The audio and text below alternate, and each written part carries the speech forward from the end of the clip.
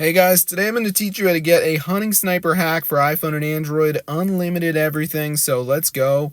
This mod works. It's free money, free coins, free gems. It's all here. This APK is rocking out. So how do we download it? We got to head for TweakMod, okay?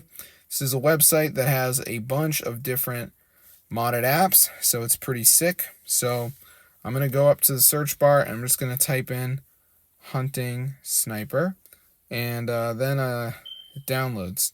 So before it downloads, guys, it may ask you to download some missing files from the App Store. So I'm going to show you how to do that because I'm expecting it to come up. So let's see if it happens or not. So yeah, let's just give it a second here. As you can see, so yeah, it's almost done, guys. So let's just let it download. I mean, I like hunting sniper and all, but being poor in it ain't the funnest experience. So I had to do something, and I found this mod on TweakMod, bro. They come in with these mods. So anyway, guys, it's gonna bring me to this page, and it's gonna tell me that some of the files are missing. So what we have to do is download the missing files. There are apps in the App Store, completely free. Just press on it, brings you to the App Store, bang. But when you download the app, make sure you read what it says to do.